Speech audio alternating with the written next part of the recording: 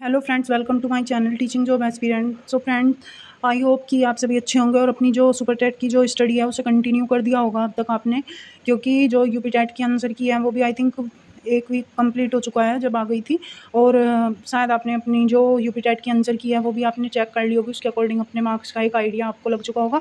और अदरवाइज़ अगर आपने नहीं भी की है आंसर की चेक, तो जहाँ तक है अगस्त फर्स्ट वीक या फिर जुलाई के लास्ट वीक तक भी मतलब हमारा जो यूपी टेट का जो रिज़ल्ट है वो हमें देखने को मिल सकता है।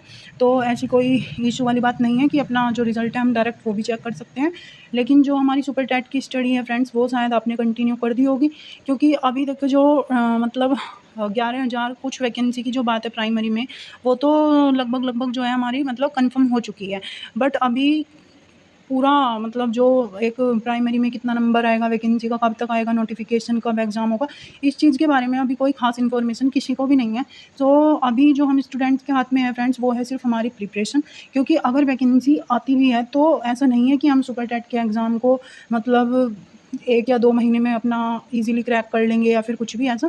क्योंकि मैंने जो लास्ट वीडियो बनाई थी वो भी सुपर टेट की बुक लिस्ट से रिलेटेड थी। तो उसमें भी बताया था कि 14 सब्जेक्ट जो हैं हमारे सुपर टेट के सिलेबस में होते हैं, और 14 सब्जेक्ट कवर करना अपने आप में एक बड़ी बात है। तो मतलब 14 सब्जेक्ट इतना ईज़िली 1 से डेढ़ महीने या 2 महीने में कवर नहीं होते। और ज़्यादातर जो ट्रेंड बना हुआ है इन टीचिंग एग्ज़ाम का, वो ज़्यादातर यही बना हुआ है।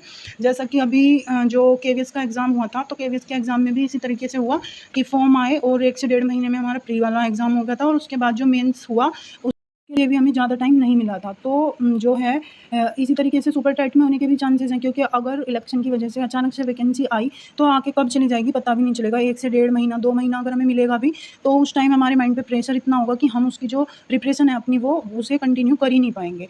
तो अब जो मैं आज बात करूँगी हमारी इस वीडियो में, वो हम बात करेंगे जो सुपर टाइट से रिलेटेड कुछ कॉमन डाउट्स होते हैं। जैसे कि सबसे पहले तो जो हमारा लैंग्वेज से रिलेटेड डाउट है। लैंग्वेज से रिलेटेड डाउट क्या है फ्रेंड्स, कि जैसा कि हमारा जो यूपी टेट का एग्ज़ाम था, तो यूपी टेट के एग्ज़ाम में जो हमारी लैंग्वेज वाला पोर्शन था, उस लैंग्वेज वाले पोर्शन में क्या था कि जो हमारा जो इंग्लिश सब्जेक्ट हो गया, हिंदी और संस्कृत।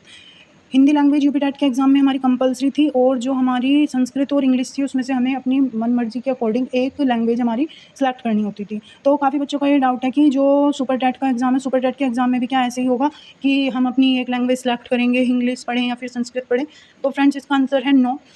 यूपी टेट के एग्ज़ाम की तरह सुपर टेट के एग्ज़ाम में हमें अपनी एक लैंग्वेज सेलेक्ट करने का जो ऑप्शन है वो नहीं मिलेगा। हमें अपनी हिंदी, इंग्लिश और संस्कृत तीनों ही लैंग्वेज जो है वो अपने एग्ज़ाम के लिए हमें अपनी प्रिपेयर करके चलनी पड़ेंगी पहले से ही। तो हमें इंग्लिश भी पढ़नी है, संस्कृत भी पढ़नी है और हिंदी भी पढ़नी है। सो फ्रेंड्स, नेक्स्ट डाउट है कि जो जो सुपर टेट का, जैसे कि यूपी टेट का हमारा जो एग्ज़ाम होता है उसमें जनरल कैटेगरी वाले बच्चों के लिए 60% और ओबीसी, एससी इस टाइप से जो कैटेगरी होती हैं उनमें अलग-अलग अपना मतलब पासिंग क्राइटेरिया है। तो क्या सुपर टेट में भी ऐसा होगा कि हमने जैसे कि 150 मार्क्स में से, तो जैसा कि हमारा जो यूपी टेट का एग्ज़ाम हुआ है, तो यूपी टेट के एग्ज़ाम में क्या है कि जो जनरल कैटेगरी वाला स्टूडेंट होगा उसे 150 में से 90 मार्क्स लाएगा, तो उसका जो यूपी टेट है वो क्वालीफाई माना जाएगा। लेकिन क्या सुपर टेट में भी ऐसा है? तो फ्रेंड्स, इसका आंसर भी कंप्लीटली नो है, क्योंकि जो हमारा सुपर टेट का एग्ज़ाम है, सुपर टेट के एग्ज़ाम में भी एक मतलब क्वालीफाई क्राइटेरिया है कहीं न कहीं, कि जैसे कि 150 में से 97 मार्क्स एटलीस्ट हमारे जनरल कैटेगरी में होने ही चाहिए। लेकिन इसमें ऐसा नहीं है कि 150 में से 97 मार्क्स आए और हमें जॉब मिल गई या फिर हमारा जो एग्ज़ाम है वो मतलब पास हो गया, ऐसा नहीं है।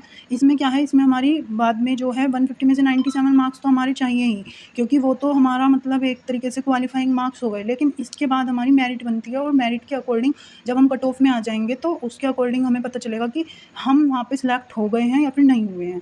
तो इस तरीके से जो है सुपर टेट में हमारा पासिंग क्राइटेरिया है, और मतलब सिलेक्ट जो हमारा मतलब कंप्लीटली इसमें जो भी एक प्रोसेस है वो इस तरीके से है।